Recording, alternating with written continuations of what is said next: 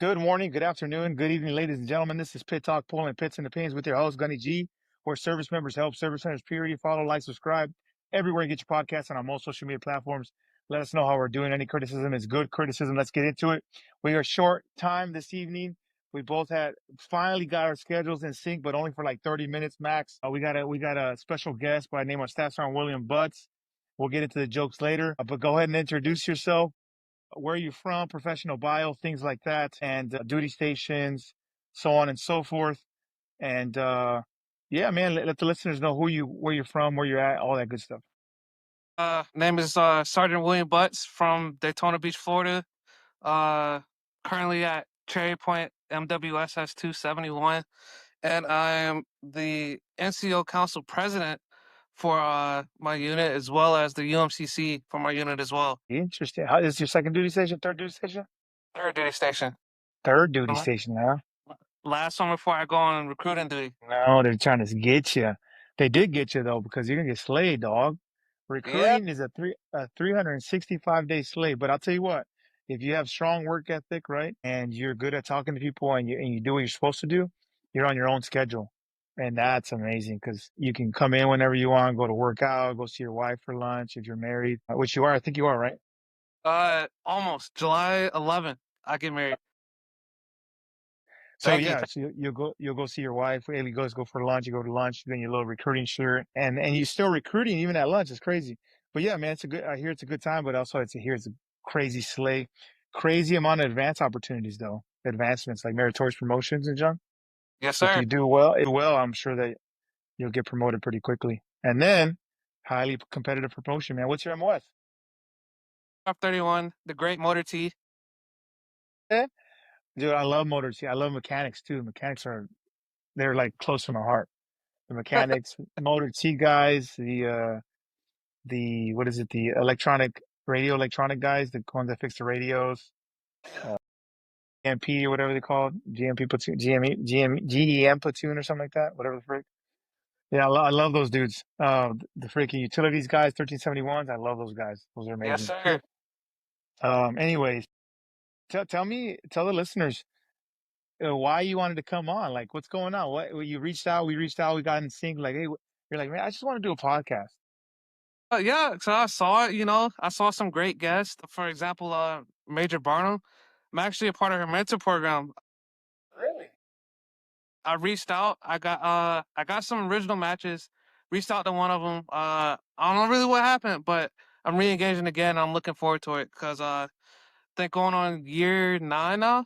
I'm just really trying to get into that mentorship, either be a mentor or be a mentee, either or. Appreciative for either or, especially now that I'm in zone for staff this year. So I'm really excited. I'm just really trying to branch out and develop my leadership as well as my marine skills. Nice, dude. So that's awesome. I haven't met anybody that's actually doing the program or participating in the program. Tell me about it.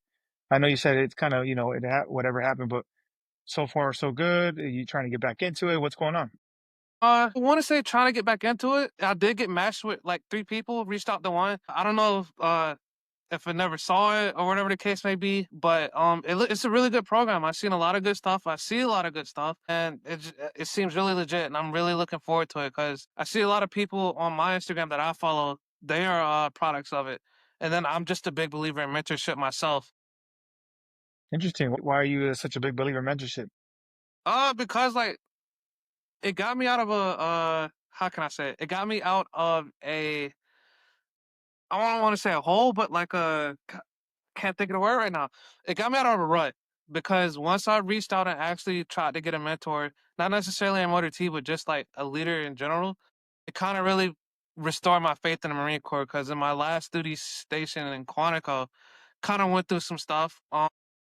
Nothing too bad, just challenging leadership for lack of a better term. And I reached out to a mentor and then they kind of, like I said earlier, just restored my faith in it. I re-enlisted, I promoted.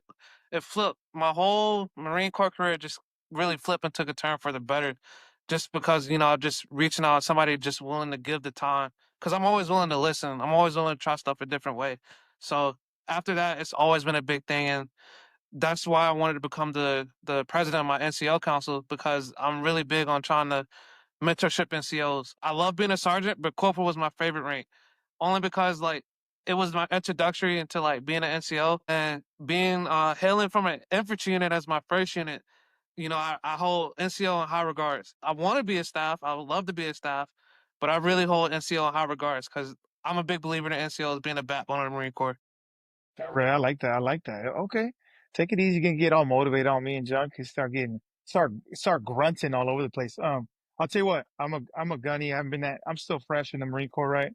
But the two best ranks so far that I've experienced are sergeant and gunnery sergeant. Best ranks in the Marine Corps. Just like and I can't say anything else, but gunnies and sergeants, the best rank in the enlisted rank structure. Nobody messes with the sergeant because that's just the backbone. That's the enforcer, the bulldog, right? And then the gunny is like he knows it all, and you can't mess with the guy that knows it all. You know what I mean? So it's just best ranks in the Marine Corps so far. So you're doing well, man. I'll tell you what how did the challenging leadership and how did that mentorship, the intangibles, how did that make you successful, so to speak? What did they do? What did they provide that you rebounded and you said, "Hey, I'm out of this pickle. I want to reenlist again." They provided alternative ways of thinking. And because if one way's not working, let's try another way. And then they provided criticism. I'm a big believer in constructive criticism because that's a skill, I believe, because a lot of people can't take it. And for me, what it taught me was just the fact that, sometimes I'm the problem. And, sometimes I'm not doing things right or I'm not communicating right, which is another skill they taught me intertwined with all of that is communication.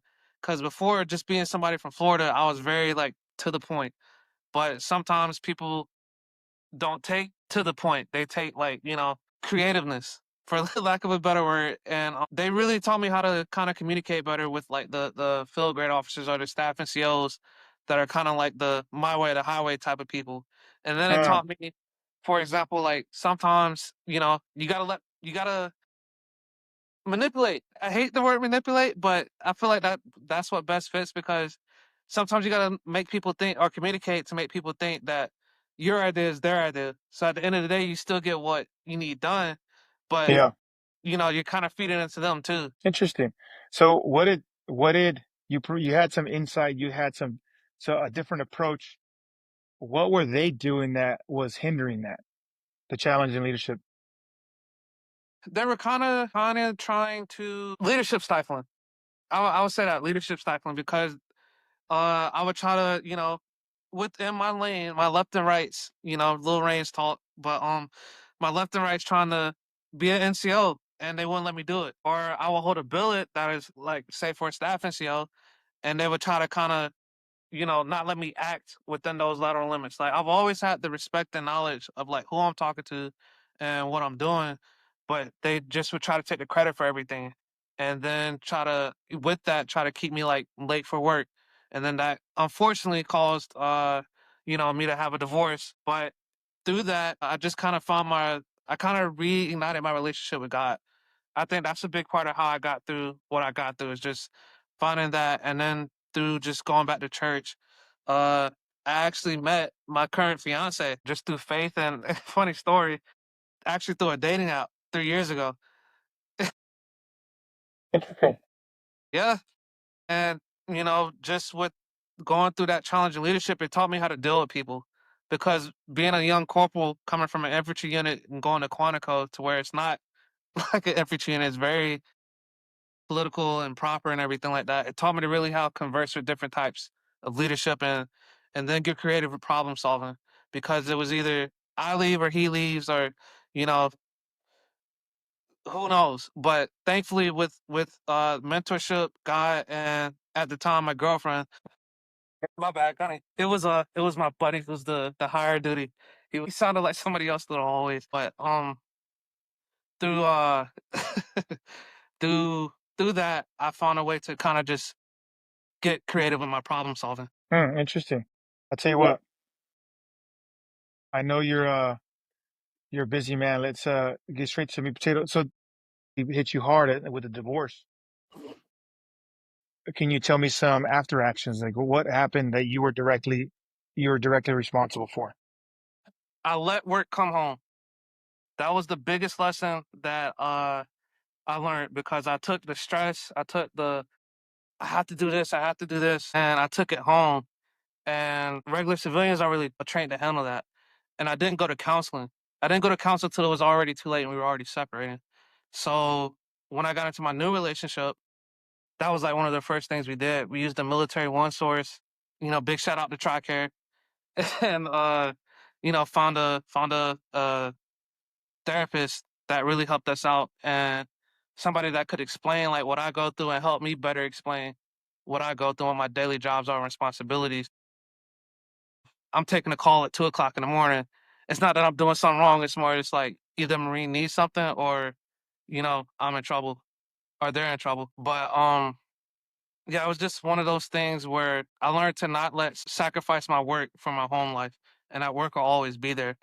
And that's something I'm working on, and I pass it on to my Marines as well, because as much as we all want to be hard chargers, the work is always going to be there, but home life might not always be there. So that was a lesson I had to learn. Interesting. That's a good lesson to learn young. Unfortunately, it took a divorce for you, man. Yeah. Sorry to hear that. It's all good. I mean, it looks like you're definitely matured from it. You learned your lessons, and now you're going to apply that to the hopefully the new successful marriage that you have. So recruiting, are you nervous? You excited? What's up? I'm respectfully nervous. I'm nervous because I care and I respect the grind that it's going to be, but I'm also confident because I believe in God, and my fiance has probably been my best support system that I've ever had. I know it's going to be hard. I actually, since I volunteered, because funny story, I was assisted 4 years in a row and I got out of each and every single one of them. And then I volunteered and got the bonus. Well, I will be getting the bonus once I graduate. So I volunteered and picked the spot that my fiance wanted to go to. I didn't want to go home because I just didn't want to be around people I already knew. I wanted to, you know, since we're planning to have kids, I wanted to be close to where she wanted to go, which was back up in Pittsburgh or Pennsylvania. But hopefully somewhere I'll get somewhere close to Pittsburgh. So when we have kids, we'll be close to her parents and we have a good family care plan. I said since she stuck it out with me here and down in North Carolina, I'll return that favor and try to get close to her family, so she won't get homesick. Cause leave it up to me, I would have went back to Cali. That's true. That's easy pickings. I'll tell you what, man. It sounds like you got a good plan. You got a good thing going right now with a significant other. You got a good head on your shoulders. I mean, tell the listeners that you're a young man. How old are you? 23, 24? Oh, guys, don't you treat me kind of nice, but I'm actually turning 31 in April. Well, I'll tell Yeah, you what. You're setting me up for some jokes. I'll tell you what. Black don't crack, dog. You look great for freaking 31. appreciate it, appreciate it. My hairline not too much, but I appreciate it. It's a good thing you put the cover back on. You know what I'm saying? You'll be all right. You'll be all right. Okay, 31. All right. So you're definitely matured from the first divorce. You got the right head on, and you got the forward thinking. You got Jesus under behind you. There's nothing that you really can't do, and nothing that's within God's impossible possible magic, or so to speak. You're gonna make this a career, obviously. Yes. Yeah, because like I said, I'm about to hit year 9 and then going on the SDA. So I'll be over 10. So I might as well at that point. Might as well, and you're gonna get promoted. So it's like it is what it is. Like you got the carrots big, the promotion's big, the money's big. Why not? It's been taking care of you thus far. Organization is good in itself. It's the people that kind of make it tainted, right? It's the people that make it bad. Yeah, So I'd say what the next duty station, you'll be successful. The next after that, do you ever think about going officer? thought about it, but I'm gonna be honest with you guys. Like I'm not a runner. I run enough to maintain a high PFT, CFT, but I don't do anything outside of that. Like I do what I need to and just keep it at that. But I appreciate what officers do. I respect them a lot. They've taught me a lot. Yeah, that OCS is not for me. And then being a PMI and wearing my campaign cover over there, I see what they went through, and I'm like, yeah, that's not really a question I need answered. We'll grind it out with the enlisted, where the deck plates meet the GP. That's dope. I appreciate that because flat black, baby. But yeah. I'm all about it. Grind it out until 20. Hey, I got a question for you. So you had adversity, you had resilience. I know you experienced some stuff, man. You were in a rut for sure. That Hmm. definitely almost you almost got out for it. What exactly did you go through? What was it that really affected you? Obviously, divorce affects you all kinds of ways, man. You're kind of all wired, all hot and bothered, emotionally wired. What exactly though? What were the emotions like during that time, and where did you find yourself mentally? My emotions was probably it was a lot of things.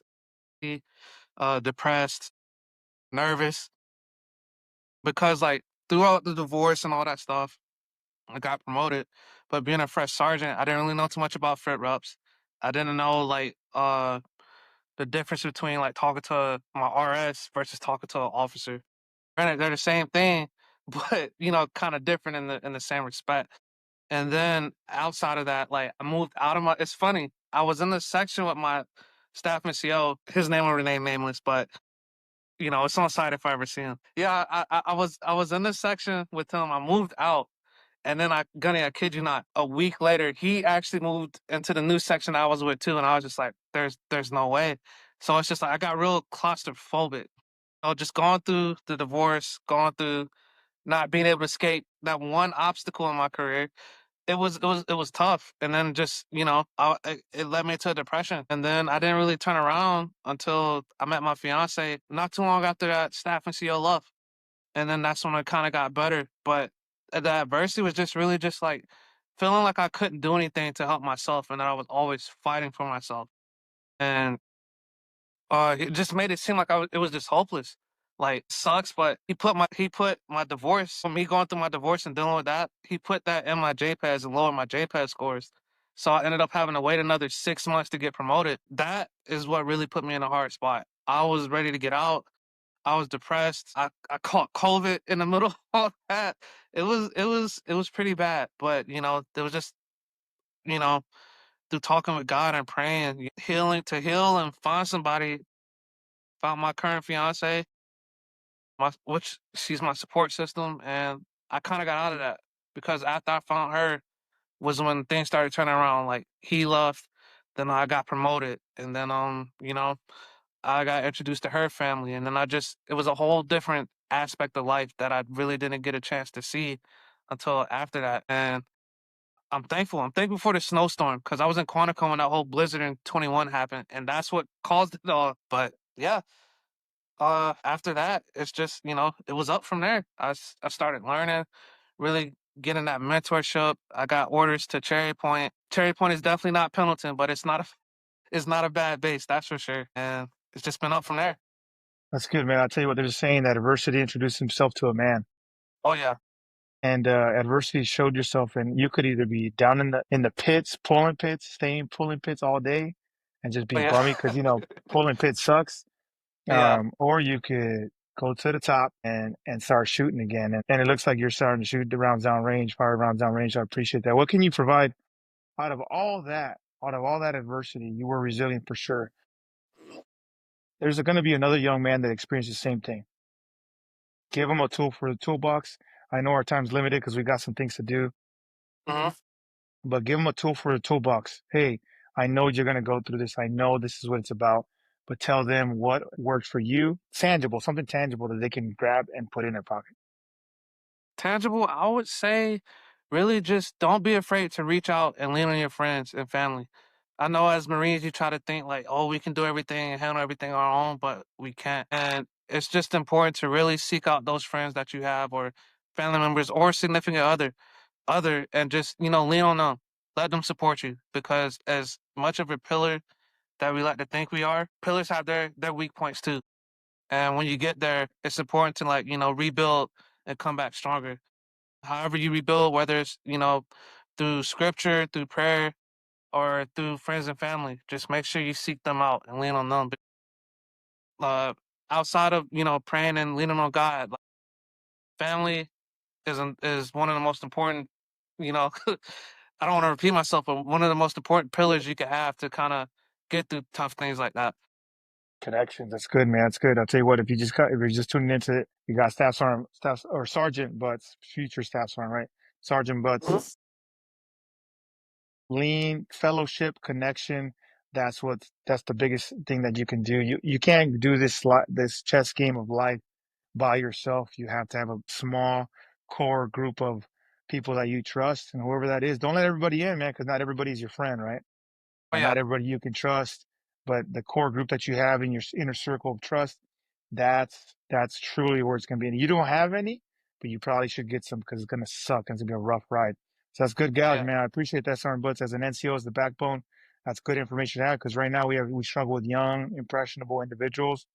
They see and monkey do. And Oh for you yeah. to tell them, hey, lean into faith, lean into religion, lean into your circle of trust, and that's gonna just get you through the rough patches in your life. And that's what happened, right? You leaned into your mentorship, you leaned into the person that you might trusted, you leaned into God, and He met every expectation, and He provided people on the way to where you're at now, and so you can be successful.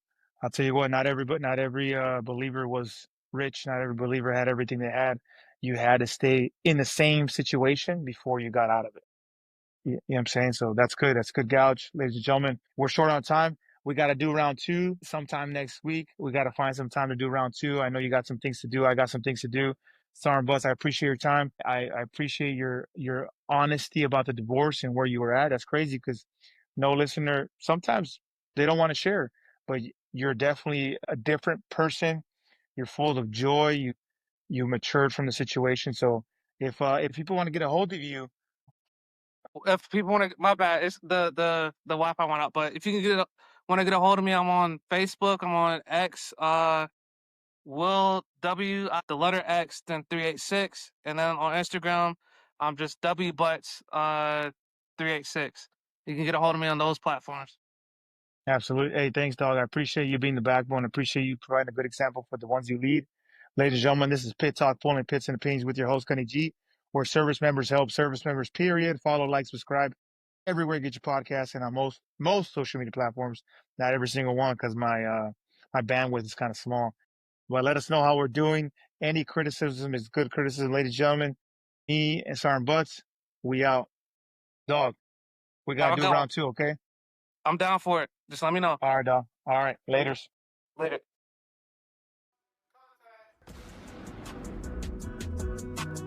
Stand by, contact. Ceasefire. Stand by, contact, contact. Ceasefire. Pit Talk is a podcast featuring active service members who discuss their thoughts and opinions on various issues surrounding military life, current events, and history. The statements heard here are the opinions of its members and guests. These do not necessarily reflect the views of the Department of Defense and are not endorsed or sponsored in any way. Listener, viewer discretion advised.